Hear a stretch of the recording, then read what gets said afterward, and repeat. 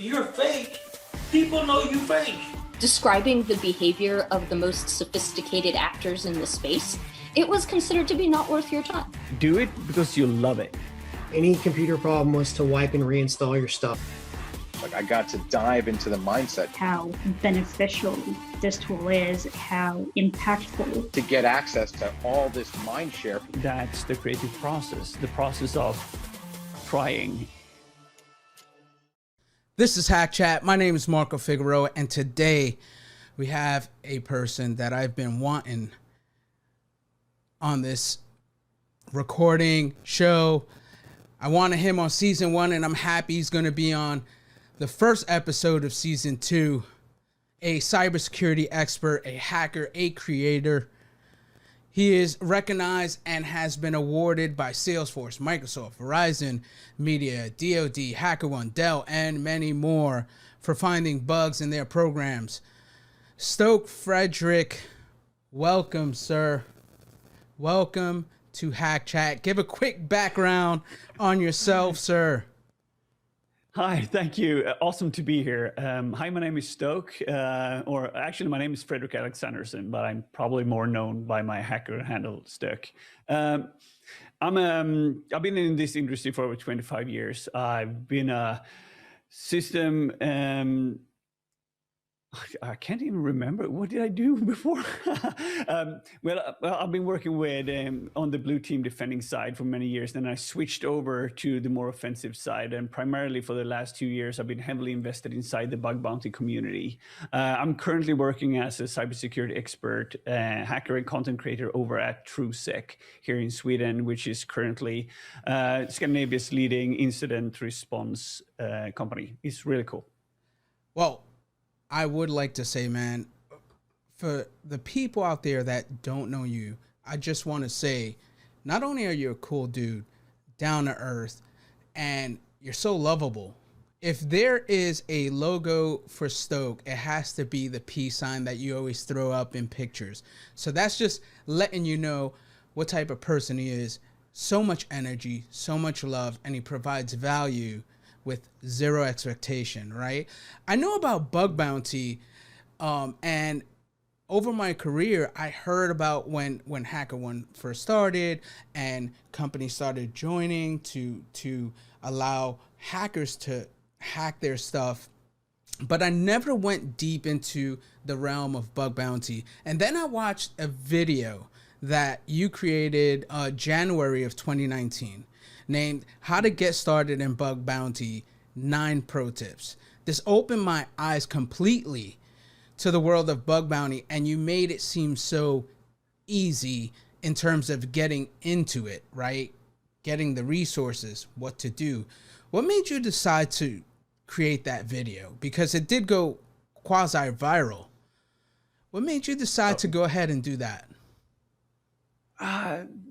I got tired of answering the same questions in Twitter DMs, to be honest, because I got started in Bug Bounties early 2018, and I started to record a couple of video vlogs of me traveling around the world, hacking on these Fortune 500 companies together with a lot of really cool hackers and having a really good time. And people started to ask me questions over at Stok Fredrik on Twitter, and they were just sending questions. How do I get started in Bug Bounties? What is Bug Bounties? How can I do this? And I figured that if there's so many people just currently wanting to know, and there's no direct resources where to point them, I'll just record a video where I'm answering all those questions. But instead of me just answering, I asked the community on what are your ideas on what should somebody think about when they get started inside Bug Bounties? Because Bug Bounties is a way for hackers to do research and look at all these companies that have potentially have security vulnerabilities and report those to those companies without any risk of any legal actions, as long as those companies are providing a bug bounty program or responsible disclosure policy. So I just wanted to get more people inside cybersecurity to start helping all these companies out. Because if you find a vulnerability, you can earn anything from funny T-shirt to, I don't know, $50,000 for a pop. So there's money in it as well. So for me, it's a hobby, and I'm really passionate about this hobby. But it's actually the first hobby that pays for itself. I've been skateboarding and snowboarding and cooking food and doing all that other stuff, but I never got paid to do that. But this I'm getting paid for, so I respect Bug Bounty for that. Yeah, on that video, you go into how you got into Bug Bounty, you know, during your trip to NullCon. Can you go into that a little bit? Yeah, for sure. Absolutely. NullCon is a conference in Goa, India. It's a cybersecurity or a security conference. It's really cool. And I had the possibility to travel there with my friend, Franz Rosen.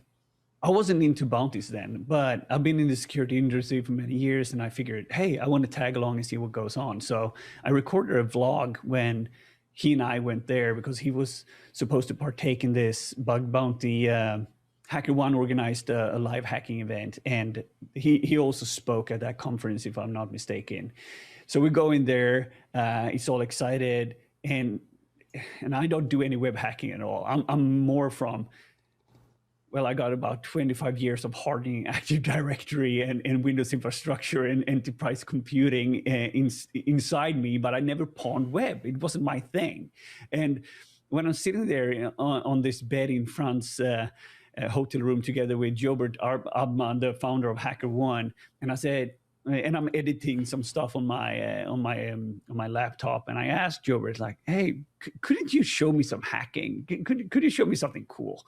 And he just threw up something and he just popped a SQL injection there, and I'm like, oh, dude, how do you do that? That's amazing. And he showed me Burp, which is the mandatory tool that most web application hackers use today.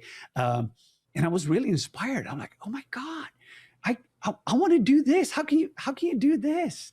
And that's all that. From there on, I just went all in, and just every day just tried to learn anything I could about web hacking. And yeah, that's the story. Awesome.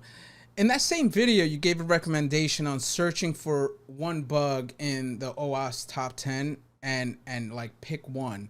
You chose race conditions. Why did you choose race conditions? And take me through the process of knowing nothing and getting good at race conditions to find bugs.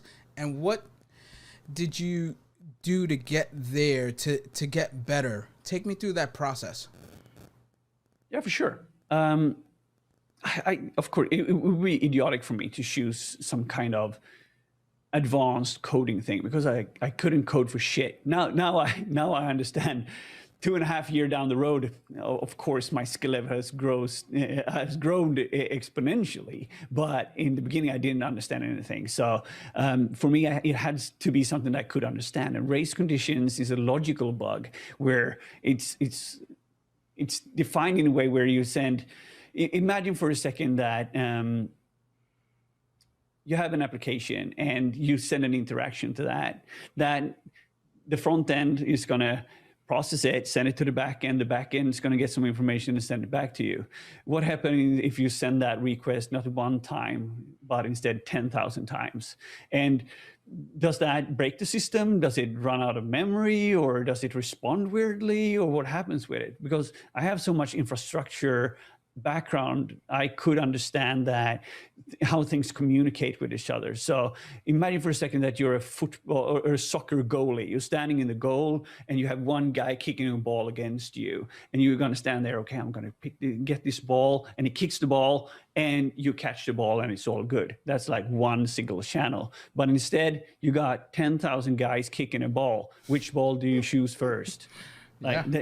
And that's the back end. What's going to happen when you get so many requests coming in? And in a race condition, if that is a transfer money from one account to another, or redeem a coupon code for a $10 bonus or something, I could understand that. I could grasp that, because I couldn't understand code. So cross-site scripting or just doing like server-side template injection wasn't my thing. So yeah. I chose that for that reason. Nice.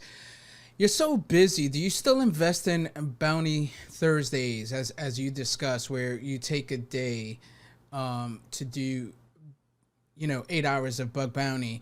You're so busy, maybe not, but do you still take time out during the week to say, okay, I'm going to devote X amount of hours to hack on a program? I used to do that in the beginning. So the reason why I really wanted to get good at bug hunting, right? And I wanted to be good at hunting for vulnerabilities. And I realized I couldn't do that after doing 8 hours of work and being tired and cooking food for my wife and being tired, and then eventually just fire up my brain to be able to find these really weird bugs on some of the most hardened targets that are out there. I needed to do something different. So I talked to my then current employer and asked them if I took a pay cut, could I have one day off? And I instead invested that time in hunting for bugs. And I did that every Thursday. That's why I call it Bounty Thursday. And that led to me actually last year before Corona quitting that job. And now I've been full-time bounty hunting for a year. And now I'm starting another job because I got this really cool position over at TrueSec that I'm going to grow with that team. But I was easily sustained and made more money than I could expect in a year by just doing bounties alone and then controlling my own time. But we will see what happens in the future if I'm going to be able to do it on that level. So we'll see. One thing that I know is that every single Thursdays I can expect my notification for your YouTube channel informing me that you have a new Bounty Thursday video. What made you start these weekly videos? I love Twitter, not Twitter as the application, but I love the community that is there, the bounty community and the InfoSec community. And I realized that when I was having conversation with people, did you see that post or did you see that tool? And maybe they missed it. So I figured that there's a lot of newsletters out there. People do newsletters. I'm one of those persons that love to get those, but I like to do things when I'm listening or I'm listening to stuff while I'm doing other stuff. So I decided that if I can do a weekly show where I talk about the things that happens inside the bounty community and talk about tools that's going to be both audio and visually stimulating, people that have short attention span might just be able to tag along with that and learn something. I mean, that's a powerful answer because I guess for me, I would like to challenge you to set up a newsletter, a weekly newsletter, because you're so right? I have TweetDeck set up because I miss so much. Everything is flying in, and you're right. I love the community, and I play on both sides, offensive and defensive. So for me, it's like I have to know what these influencers on the defense are talking about, and then I have to know the latest offensive things that are happening, and all the bug bounty people that are creating cool tools, that are finding good things, and even having reports, right? Like these reports that are coming out, I'm missing them if I don't have these lists. So it is very, very important for me to like have TweetDeck. But if you had like a newsletter, like here's the whole thing, or do you know any good newsletters off the top of your head that for like bug bounty? Because that is an interesting concept. For sure. Oh man. Oh sure. I would say by far the best one to sign up for is Integrity's. I think it's called Bug News or Bug something. It's curated by Pentesterland, and she's so really good at curating it and just finding the best stuff, and it's really super easy readable. So Integrity. .io or com, I can't remember. You sign up for their newsletter, and and you should be satisfied. Nice. What would you recommend for new bug bounty hunters entering their first year on how to set measurable goals? And let me give you some context. For me, when I seen the video and I was like, I'm gun ho, I'm going all in. Right? I was like, all right, cool. This is my side hustle on the weekends. The first weekend, nothing. The second weekend, nothing. Third weekend, I was like, I need to create like some sort of balance of my expectation, right? So, you know, life happens, you give it up, and then I got back on. And then I was lucky enough to meet Santiago Lopez. And he became like this mentor for me. Now, hopefully he's going to be on this season or an upcoming season, but he became like my mentor.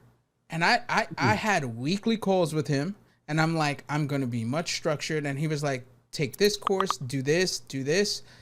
And within 3 days of just listening to him, I found my first book. Now, it was a dupe, but it was promise.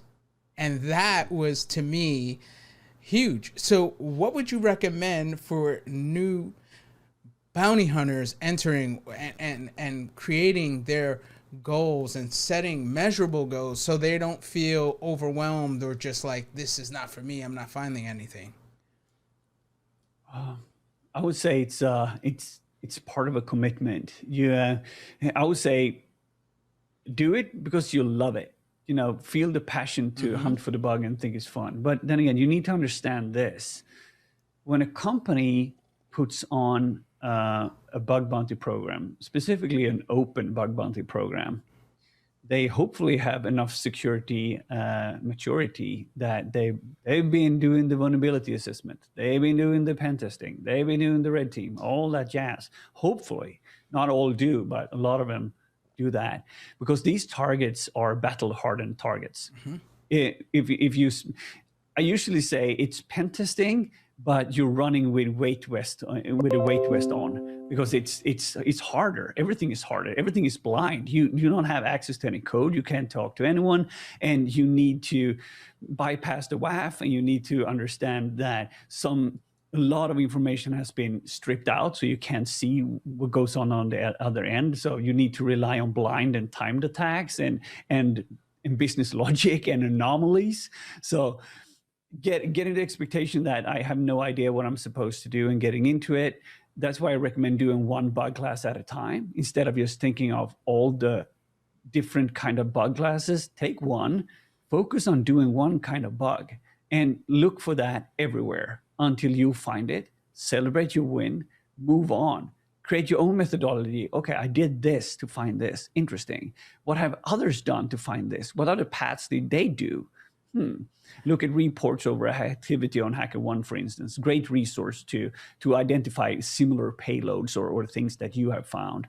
And then just move on to the next one. Study that area, be good at that, and continue on. Because you can't do it all at once, because you're going to get so intensely overloaded with information. So you need to like compress it down into smaller pieces and do it one at a time. Nice. You tweeted it's hard. Yeah, it is super, super difficult. And in terms of, you have to put in the work. Like, there's nothing, there's no getting around that. And I think for me, I was like, I'm technical, and this and this, and I know I've used Burp Suite, but not that much. And I was like, I'll just get into it, and this, that. It's like, no, you have to be methodical, structured, what you want to learn, how you want to learn it, get good at it. So you tweeted, and I quote, I'm a 60% passion person. It means that if I find something I'm interested in, I go all in. I then eat, breathe, and sleep that thing until I master it to the extent that I'm satisfied with. That's usually 60%. Then, like, I flip a switch and it's off. Do you have the same feeling when it comes to learning a new technique, to finding bugs, or just on a program?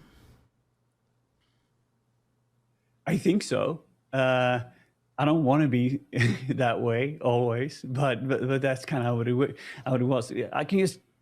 Let me just put that in context. So, for instance, I saw some guy on TV juggling, and I'm like, wow, juggling looks cool. I want to do that. So I got 3 juggling balls, and I started to juggle, and I failed at it miserably. And then but eventually I kind of learned it, and then I learned how to do different kind of moves and cascades and fun stuff, and then everything that I could think about was juggling. So I just wanted to do that all the time. I always had a couple of juggling balls with me, and I juggled wherever I was, and I was interested in different kind of manufacturers of juggling balls, and then it was these other things, the sticks that they throw around, and I just nerded out on it. But when I reached a level where I could throw a 6-ball cascade on a unicycle, that day I did that. I reached the goal when I'm like, I'm done. I don't need to do this anymore, and I never picked it up again. Ooh. And I moved on to something else. Wow, that is interesting. I took a brain course, right? And what they said on the Jim Quick, by the way, if you've never heard of Jim Quick, go read his book, go take his courses. It's amazing. It's how to remember stuff, Cool. like with memory palaces and everything. But he says, when you want to take a break, go play ping pong or you juggle. When you're like intense for, you know, either a Pomodoro technique or, you know, you're in front of the computer for a long period of time and you give yourself a break, go ahead and juggle. Go ahead and give yourself a break by doing something that is not task oriented or anything like that. So it's interesting that you say that. So let's go into Burp Suite, because it is the quintessential tool for web app bug hunters. Where would you recommend to start? Start running it. Just play with it. Use I had it. I had no idea how it worked in the beginning. It's not like there was when I started, it wasn't really fully developed, the web application. They have this web app academy now that is super good, and they're being the Portuguese team has really been leveling up their games lately with spitting out content, and they have really good ideas on how to educate the users now for the future. But in the beginning, what I did is that I had 2 screens, right? So I had one screen, I'll put Burp on there, and I'll proxy, and I'll turn all these active parts on. So just passively scanning, I'm not interacting with it at all.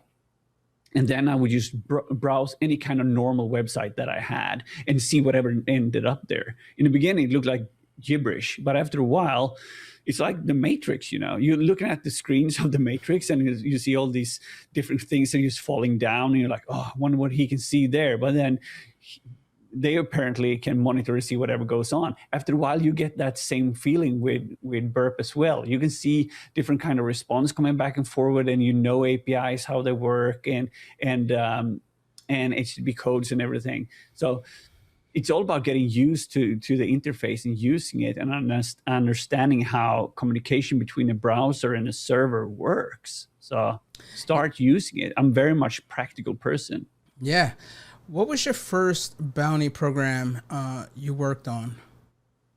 I think it was a VDP called Rice. I can't really remember though.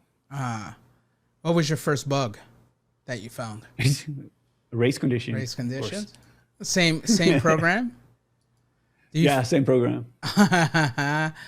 Oh man. What other bugs like race conditions you feel that you like? That is what I do. That's one of my favorite things to look for immediately. Oh, XXEs, absolutely. Yeah. By far, I madly love XXEs. Anything that's timed and blind and outbound, like SSRF and XXEs, that kind of stuff. I love that. Can you explain what's the XXE to people that are not familiar with it? I'll try to do it in an easy way, but so there is this format called XML. So I can't really remember what's the extensible markup language or something, and it's framed in a certain way, and you can request information like entities inside that.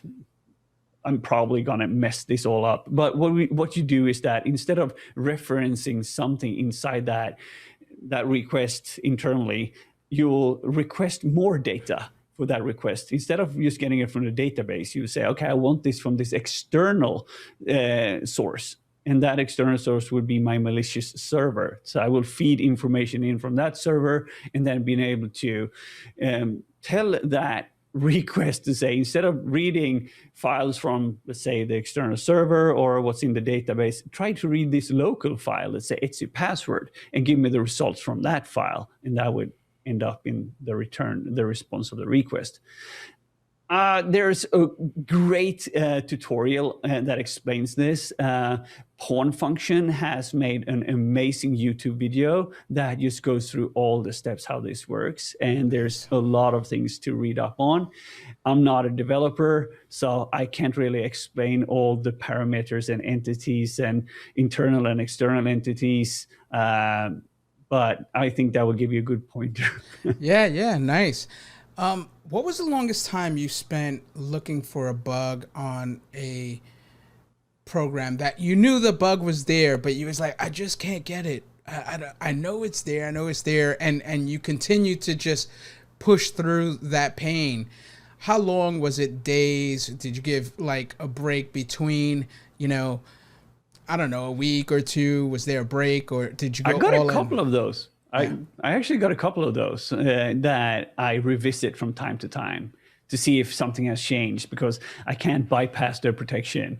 But the more I learn about some things that I know that are broken, and the better I get at the craft that I do, I always have a couple that I return back to. But yeah, they've been there for a year maybe. There's things that I know are vulnerable, but I just can't find ways to aggress or to pop in certain ways. But one day they will. Yeah, that's awesome. How do you push through the fatigue of not finding a bug, that frustration? How do you push through just like, man, I'm not finding anything? What do you do? I tell myself that I'm never going to do it again, and say bounties is not my thing. And then it goes a couple of days, and then I open Twitter and I see somebody post something cool, and I'm like, damn, and I'm back to it. That's usually how it works. You get inspired with somebody doing a write-up, or you're seeing something that's cool, or you hear something that seems like, oh yeah, and then the dots just connect, or that epiphany feeling when you're standing in the shower, right? The shower moment where you're supposed to think about, I don't know, how to wash your hair, or where's the soap, but then just out of nowhere, that idea comes up about this bug that you've been working on, and you just know the answer. And then you can't get out of that shower fast enough to just try that thing out. And that's usually how it is. Yeah. Do you reach out to fellow researchers from time to time to get some pointers and to help you on all bugs? The time. Yeah, all the time. Yeah, all the time. That's how it works. This community is very friendly in that case. Oh yeah, because you can't know it all. It's like, you need to understand. I've been hacking websites for the last, I don't know, 2.5, almost 3 years now. That's nothing. It's baby steps. Mm-hmm. And so of course I need to ask people, but I offer collaborations and say, okay, I found this thing. I can't exploit it. Do you want to split it 50-50 with me if we pop it? Yeah, that's what's up. That's cool. There's been many times I reached out to Santiago and asked him, hey, I'm having this issue. Can you assist? And he's like, yep, I got you. Right. And it's pretty cool that you could go and reach out to people, and a lot of people, and most of the people that I reach out to, you got your Hadex, Santiago, they are so willing to help out. And it's just love. It's so much love. So I appreciate that. I try to do the same from my end when people are in my DMs or anything. I try to, reach out and provide value in some way. So do you reach out to, or what are some of the mentors you've had over these past 2 or 3 years? And I want you to give them their flowers, right? I want you to mention them and let them know. Right, because it's important. I always try to shout out like people that help me, Santiago, Hadex. So, who are your mentors? I would say people that are my mentors. Maybe not that they help me to solve certain problems, but help me to think in ways where, or could at least point me in the right direction. Has to be Jobert, Abma over at HackerOne for sure. Franz Rosen for just even showing me that bounties existed. Very, very grateful for that. And then shout out to all the Disturbance members, Tom Nom Nom, OXACB, Fisher, Corbinix, Techno Geek, Space Raccoon, Europa, and prior members like and definitely like Sam. He's been doing some amazing jobs. You got Nahamsek, of course, and Tanner and all these super talented people. I would say Shubs, Nafi. There's an endless list of people. The list goes on and on. What is everybody is just collaborative and super smart and nice and inspirational in their own way. Yeah. I have not met someone in the Bug Bounty community that has not been nice, that has not provided value when I've asked or I heard someone ask them. It's amazing. What is next for Stok? I'm going to focus a lot about creating content that's going to be more security awareness related, and that's going to be over at TrueSex. I'm going to do a lot of stuff there, and then I'm going to continue doing my Bounty Thursdays, and hopefully that the live hacking circuit's going to get back in play when this whole isolation part is over, so I can get back to doing conferences and meeting people and traveling and doing the things that I love to do. I'm missing that way too much. So I wish that's going to pass. But then again, I'm trying to not plan too hard as well. I like to just stumble upon new things and follow my creativity and see where it takes me. So nice. We'll see where it goes. Here's to an uncertain future. Yeah. I wanted to pick your brain about the drawing the Walkman goal that you tweeted about, right? Can you go into it for people out there? For me, I love this. When you tweeted about this, I said, man, I want to hold you accountable. Post up these pictures every day or whenever you have time to hold you accountable to that. So do you want to go into that? For sure. I think I'll just take it out here. So I'll show you at least some of the things that I've done. So I decided that I wanted to draw like a Walkman every day. And so I started doing that. And that is primarily because I wanted to commit to something that wasn't really computer related. It's on my tablet, but it's also, I draw on paper, I draw everywhere, but it's hard to share. So I wanted to show up and do the work. I wanted to commit, and I wanted to do something, just not because I felt like it, but because it was a commitment that I wanted to do. Seth Rogen, I think that's his name, talks about how you commit and do the daily work. And I was inspired by the things that he did and said, okay, so for a year, I'm going to try to draw a Walkman or something related to a Walkman every day. And just do that because I know that tomorrow I'm going to draw another one. And then you do it every day and see where my craft goes and see if I get better at it. And some days will be good, some will be bad. Yep. And this is the reason why I wanted to ask you this and explain this. And I want to go into details for the people that are watching out there. It's about trusting the process. This is what it's about. Drawing the same thing over and over, whatever angles and different pictures. It's about going through the motion, trusting the process, getting better, knowing that tomorrow you're going to be better than yesterday. And that's one of my mantras, right? At the end of the day, am I better than yesterday's Marco? Because that's who I'm competing with. I'm not competing with Joe Blow down the street or some other hacker. I'm competing with yesterday's Marco. And what I do at the end of the night is ask myself that. And if I don't feel like I'm better than yesterday's Marco, I then schedule my day to say, okay, how do I get better than today's Marco? Right? And yesterday's Marco. Because you want to elevate yourself. And for me, that's how I do it. There's measurements There's goals. This is how you push yourself and figure out. And for you, it's very simple. You could go to your last drawing or your 10 last drawings ago, and you could look at the difference. And there's always measurable goals. And I when you said that, I'm like, wow, that's awesome. Drawing the same thing and then seeing the end product. And I want you to post at the end of the year, right? In December, your first and last, because that transformation is the best thing you could provide. Like, trust the process on just getting better every day, and not being so hard on yourself.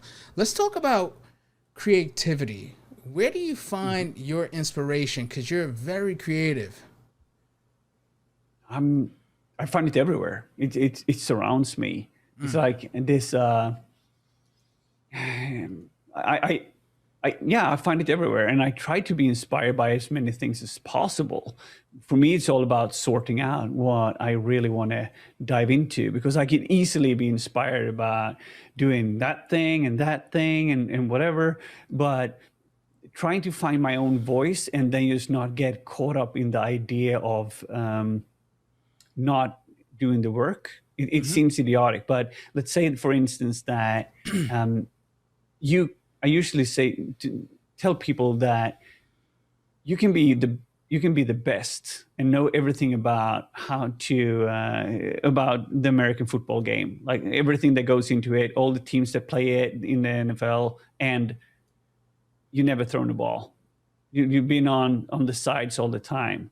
But to really understand the game and to understand how it really works, you need to play it, and you need to be a part of that to understand what goes on. And for me, that's the creative process, the process of trying. And if it didn't work, I fail, and then I try again, and I do something else, and I do stuff because there's not a day in my life when I'm not creating anything. I just need to find the outlet for that day. Yeah. One of the things that I noticed on your posts, you're always pushing the envelope, being creative, doing something that's taking you to that next level. You moved into your office, aka I call it the creative spaceship.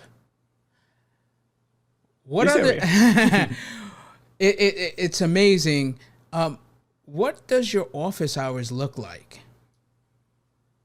Normally, it's my day normally looks like this. I get up at around, let's say, 8 o'clock in the morning, and then I go for a walk for about 1 hour. Then I have breakfast, have a shower, and do a little bit of meditation if I'm lucky. And then I drive into the studio. So I usually arrive in here somewhere around 11. Then I do some kind of work that I need to do. What that is, it could be creative work. It could be recording a Bounty Thursday video. It could be hacking. It could be whatever I have planned for that day. And then I have a lunch break. I usually take a walk for that break for 20 to 30 minutes, just to go somewhere and get food, to, change of scenery and get some air into my system. I do some breathing exercises and just listen to a podcast and have fun. Get back again, and then I do another 3 to 4 to 5 hours push, and then eventually I go home. Nice. That's the day I have. I mean, let's break down that day real quick, because I want to get into it. On that walk, is it exercise? Is it creative time? What are you doing during that walk? In the morning. Yeah, in the morning. I actually walk with my wife, so we talk. We offload things. We discuss. Because for me, I'm one of those persons that I think when I talk. It's not the other way around. I need an outlet for me to really form my ideas. So we walk and we talk and we discuss things, and sometimes we walk in silence, sometimes we don't, and it's all about just doing it. But we're doing it together because we're also pushing each other to actually do it. Because if I'm like, I'm a little bit tired, I don't want to go, she's like, okay, you have to. How do you? We are committed. This is what we do. Nice. How do you create your days? Is it the night before, the day of? Is it you have a schedule during the week? And I want people to know the mindset of a bug bounty hunter as a creative, as a person that gets it. I schedule full days, and that means I don't schedule anything inside that day. But I'll mark off a day. So bounties that day, and then I'll just try to.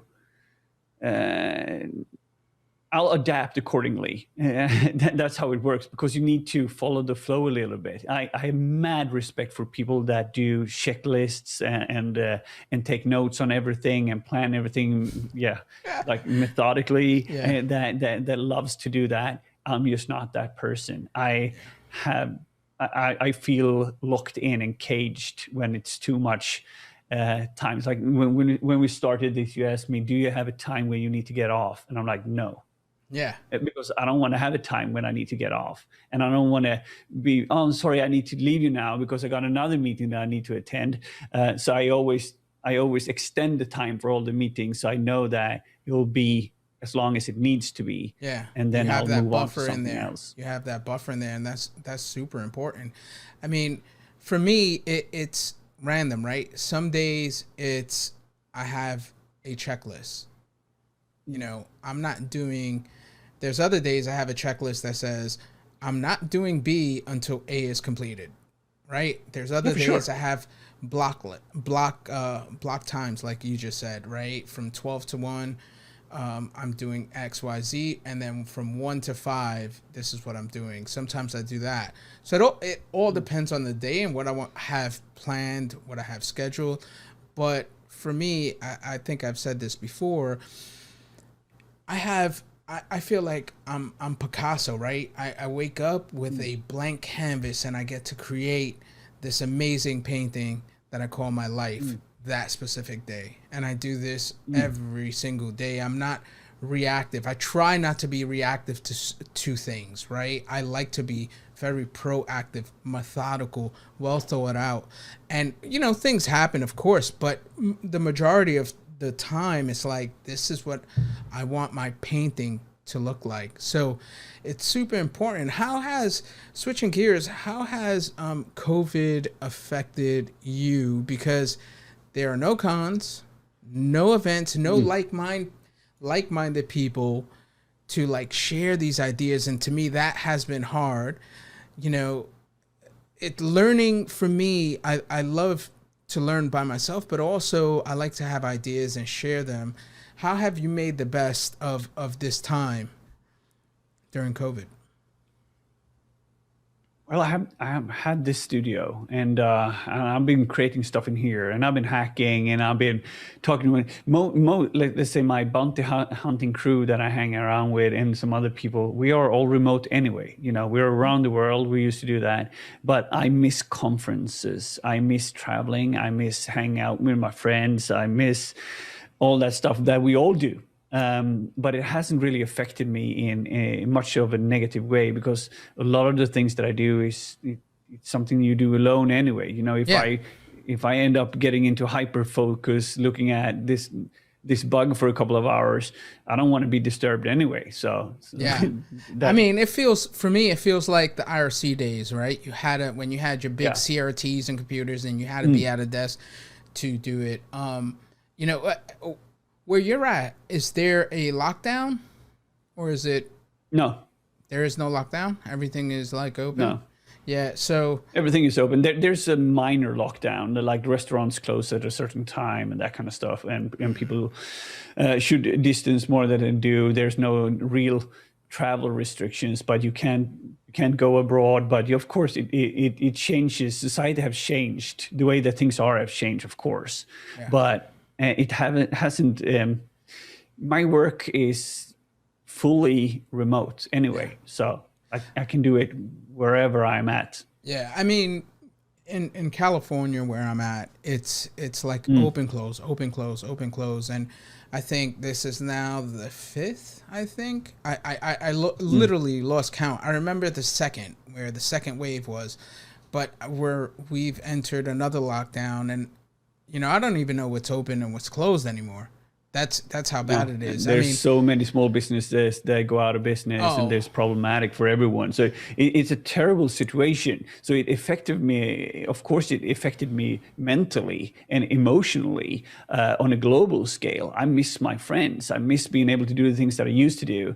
But then again, if this is the hand that I got dealt at the moment, I'm going to do the best out of it. And so that's why I've been like, I created this year is the year that I started doing this Bounty Thursday videos, because, hey, I couldn't travel to conferences, I couldn't meet people, I couldn't do stuff, so I needed to do something else. So you just find another creative outlet, and I started to do other things. So yeah, and I'm happy you brought up like local businesses, because you are also a business owner, a fashionista.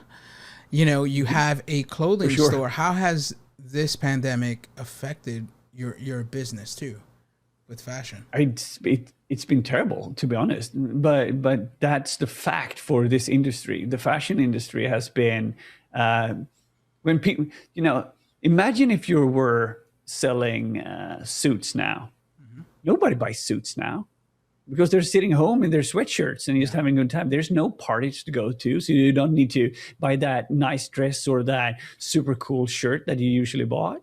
Because you're not showing yourself up for anyone. So the whole personal ego, or the way that fashion is being used to show who you are, showcase you as an individual. Now everybody just wears shorts and sweaters. I'm happy you said that, because for me, I was born and raised in New York, and I'm a fashionista. I love fashion, right?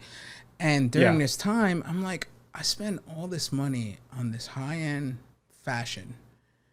And what this pandemic made me realize is, for what? Right? And you're right.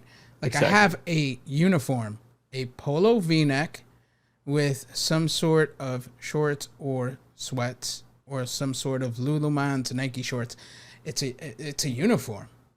Like, I know what I'm gonna. I don't even think about it, because I bought, at one point, I think 2 months in, I bought 20 polo shirts, V-necks, and I was like, every single day I'm going to be wearing this, because we're not going anywhere, and it's not going to happen anytime soon, right?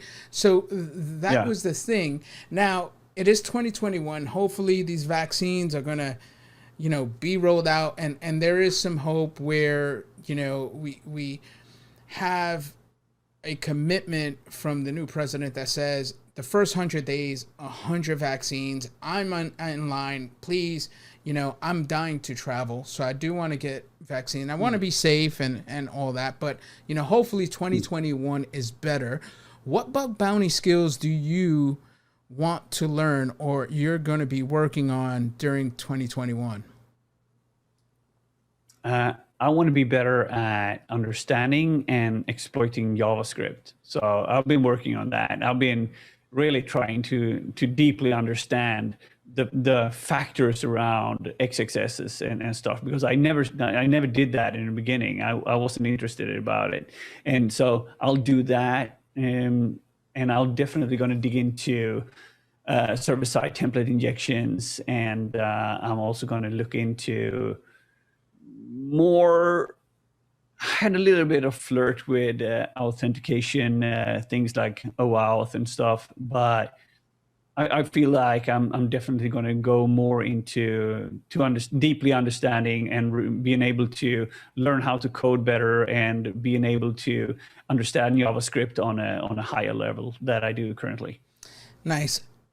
How do you, when you're working on programs, and you know you're working on Verizon or whatever program you're working on, and this is like your program that you like to go after, how do you track the changes from month to month, or for, you know, you're working on it today in 6 months? How do you differ to see what has changed? What are some of the techniques, tools, and things that you do? I try to monitor JavaScript changes and see if there's developers had been poking at those. Staying up to date with release news. What's happening? What do they want to communicate? What kind of marketing stuff are they talking about? So I know what's up. What are they pushing? and also being just constantly going back to things. I have a couple of programs that I don't like to Mayflower things. I like to stick to things really deeply over time, and then after a while, like you talk about Santi, right? The hours that he spent on Salesforce is ridiculous because he's so heavily invested into that. Yeah. So he knows everything. He even knows some of the systems better than their own developers because he's been invested in so many hours.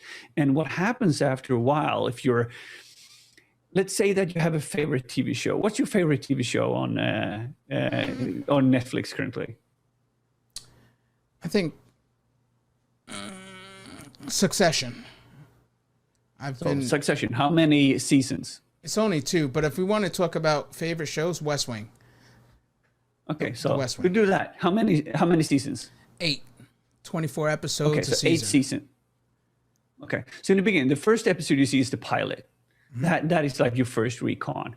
You're trying to just understand who are the characters here, and you're starting to understand the plot. What is this all about? That's the main frame of the application. What's going on? Second episode number 2, there's building character. You're seeing what goes on with that, with the different characters, and you're starting. And when you're somewhere around, episode 20, most of the main characters. And you're starting to fall in love with one or two of them. And you really like when you're rooting for them and whatever happens. Then it's the season finale. And nothing really happens. And then season 2 comes along. And then eventually the dreaded season 3 where everything's just crappy. But then season 4 drops and they introduce new characters. But you already know the base characters. So you can instantly see this guy's new. They switch him out. Why did they switch? Why did they change the actor here? It's the same character, but they changed the actor because you know the difference because you're so invested in it. That's kind of how I keep track of things. You just get used to it. That is powerful.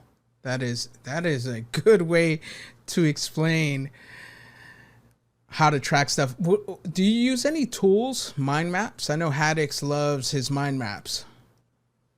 Yeah, I'm totally unorganized. I have text files everywhere, and I when I log things, I log them inside Burp. I just I create different kind of Burp projects, and I go back to an old one, and I funnel everything through to Burp. So I have that as my main repository, and then I store all these old Burps on an external NAS that I have, so I don't run out of disk space. Because I want to go back. Do you take any notes at all, or you just leave it in Burp? No, I take notes, but only on things that I find interesting. But I flag requests inside Burp, and I use that primarily. I take notes to write down payloads and stuff that I do, but I'm not a heavy note taker. Yeah, I keep a lot of stuff in my head, to be honest. Yeah, nice. One of the things that I would recommend for you, if you like taking notes and everything is scattered, is Roam Research. I don't know if you heard it. When Never. you write notes, it does like bidirectional cross linking. It's like the first note app. It's a paid app. It's not like Notion, and it's a monthly service. But you can write stuff in there and just keep on adding notes, and then it's searchable, and it like searches through all your notes and says, okay, this is where everything was mentioned, right? It's good. I would recommend anyone that writes a lot of notes and isn't organized like myself. But I also use Notion. For me, this is like I jot a lot of notes, and I always have like pads, and I'm writing stuff down. So I found that those two programs I use a lot, I would say every day, because I'm always constantly writing, jotting things down. So Roam Research and Notion. I need to be better at it. So thank you very much. Yeah, for definitely. I'm always like trying to help out and like I said, provide value. Your output of things is so impressive. Can you give advice to people that their output, they feel like they could do more, but they don't? How do you mean? Could you extend on that a bit? Yeah, When you say yeah. the So, output? people like during this pandemic, you have more time than ever, right? And like some people ask me, man, how do you go ahead and do so much, right? You know, work and family, and you got all these hats and you're juggling, and how do you go ahead and what is it? And what I tell people is like, hey, just pick one thing that you want to do for the day and just say, okay, I'm going to do this, right? Where a lot of people feel like, you know, they could be doing more, and you know, it's important for people to know, you know, there's a lot of outlets depending on what it is. And one of the things that I know is you do a lot. You've said that earlier when we were talking. You're constantly doing one thing a day, or putting out every Thursdays with no ifs, ands, or buts. I think you miss one, maybe Thursday. I'm gonna miss one today. Oh, look at that. So how do you, or what would be your recommendation for people to do more? Just start. It seems idiotic, but the whole thing is to create momentum.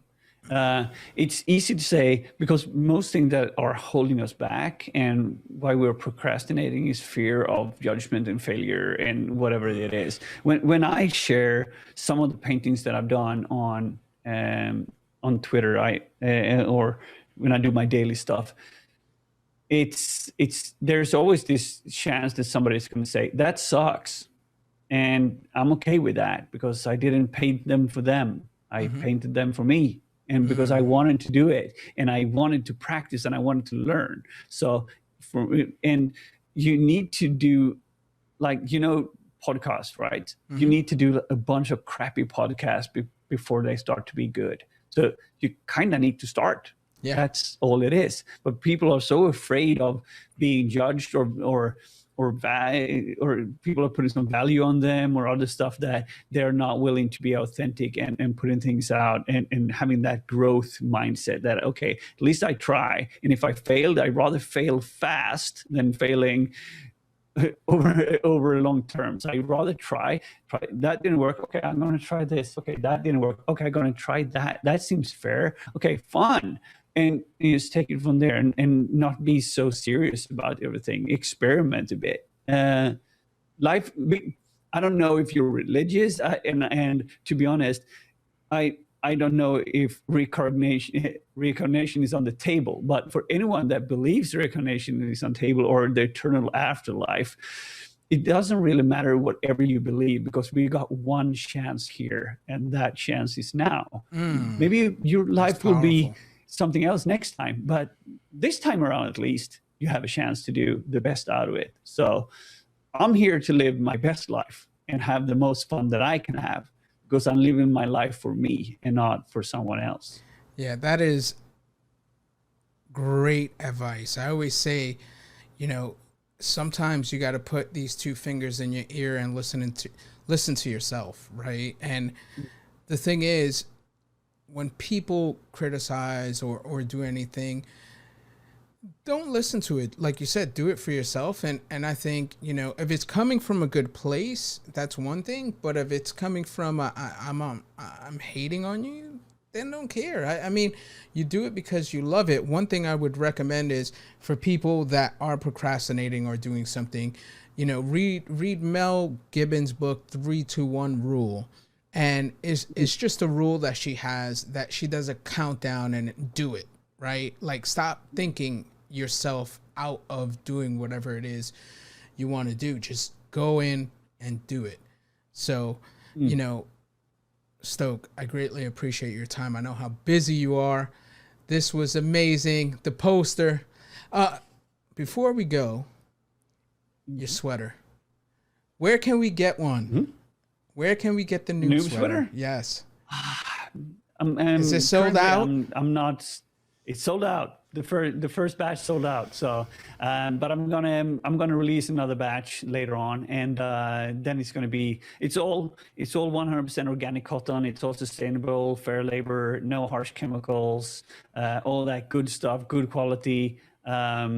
but it's going to be another batches, and then I'm going to release this. Then these sunglasses are coming out. These augmented sunglasses. These are blue light, and as soon as they get UV light on them, they turn into these dark sunglasses. Those are our signature model that's going to come out. I'm just playing around with some prototypes at the moment. When is that slated to be released?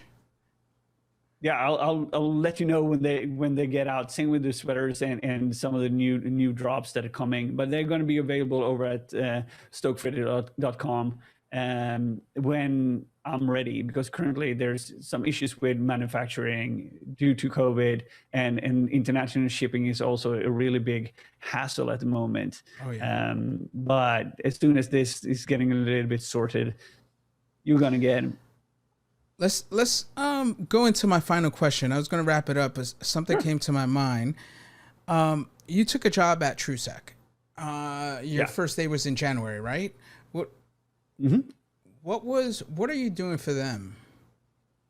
I'm working as a cybersecurity expert and content creator. So I'm I'm kind of the bridge between all their experts, because TrueSec is specialized in cybersecurity, incident response, and secure infrastructure, right? And the goal is to, protect companies from breaches, and if breaches happen, help them get back to business as soon as possible. That's what we do, and we're specialists in that. And to be that bridge between, marketing and the community, so I can talk to all these amazing experts that have so much things to say but don't have an outlet. So I'm going to be interviewing a lot of experts, talking about to all the incident response people and the threat hunters and everything, and getting their kind of view and things that they found in the field out. Yeah, I mean, for me, that's kind of what I do every day of the week, right? I'm threat hunting. I'm looking for the latest APTs. Obviously, we live now in a world post SolarWinds where it's the hack that will keep on giving the next year, 2 years, right? You're seeing every week another company going ahead and just putting a blog post out there notifying that they were compromised. And, this week is the fourth security company that was compromised. I believe the day before yesterday, Malwarebytes released that they were targeted by, Dark Halo. So switching gears, I feel like I didn't know TrueSec until you joined them. And one of the things that I love about this industry is when you hire someone like yourself, the company says, okay, we've always been serious, but now we're going to invest in our people to say, okay, we're hiring these experts in this field to take us to that next level. And for me, I appreciate seeing that, right? Because I never heard of TrueSec. You update your LinkedIn profile, and I'm like, TrueSec, I've never heard of them. I've heard of TrustedSec with Dave Kennedy, but not TrueSec. And you help now build their profile. And it's important to recognize, what that can do when you hire a influencer, because now people are saying, okay, now we know what TrueSec company does. Now we could go ahead and say, let's hire them to do something, whatever the case is, because we have this person and we trust his credibility, who he is, what type of person he is. And it shows a lot. And I respect that about companies hiring people like yourself, where it helps them build their profile. It takes them to another level. And I love that. And I'm looking forward to the things that you are doing there. And, I believe a week after you were hired, or your start date, they released a report on SolarWinds as well. And I believe they were early. They were the second or third company in the game that released a report, and it was very timely. So now, you know, now TrueSec is now, we know we're starting to get that brand recognition there. And then they've been over in the game for over 15 years. They have most MVPs in Scandinavia on the Microsoft side. Super, super extremely professional and cool people.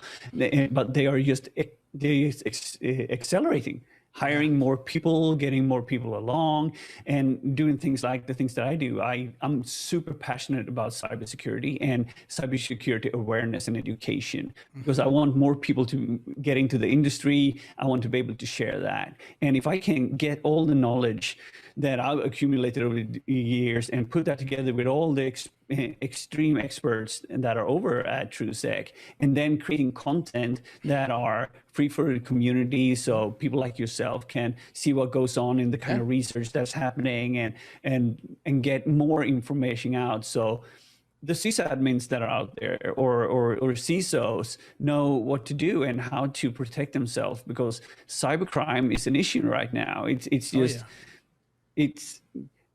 you can't quote me on this source, but I've heard somewhere that this was the year, or last year was the year, where cybersecurity revenue bypassed the narcotics revenue, because there's so much money invested into that in all these organizations and all these APTs. They are professionals. These are organizations that make a lot of money. They don't want to stop making money. So we need to be better at protecting ourselves and taking those down. And if we can communicate that information out and get that out to the end user, and I can be a part of that adventure, yeah, I'm in. Same thing here. It's all about, as Sentinel-1, it's all about providing that value, right? Knowledge transfer is important. One of the biggest blog posts that I've done as Sentinel-1 since I've been here was how to set up a malware analysis lab, and it's had so many retweets and has gotten so much love, because I wanted to give that knowledge transfer, right? It was like, this is how I do it, this is how I set it up, this is how I communicate, this is how I detonate something so it can capture what it's doing for the beginner, right? Not for advanced where you're going into the weeds, but that is something I'm probably going to be doing in the future, getting into the weeds with like Ghidra and stuff like that. So it is for me a passion as well. You know, I love doing what I love doing, but I love giving back. I love helping, you know, and that's my passion. Any last words, Stok, before we go? Last word would be, don't be afraid to try things out, and throw yourself into whatever goes on, and follow that passion. Just try to, if you want to do bounties, do bounties. If you want to do defensive stuff, do defensive stuff. Whatever you do, follow it fully, and commit, and do it at least a little bit while every day. If it's writing, write a little bit every day. In the end, it's all about you and the things that you can create for the fun of it. And you just enjoy life, have fun. Thank you, Stok. I greatly appreciate your time. For everyone out there, until next time, thank you for joining. Thank you.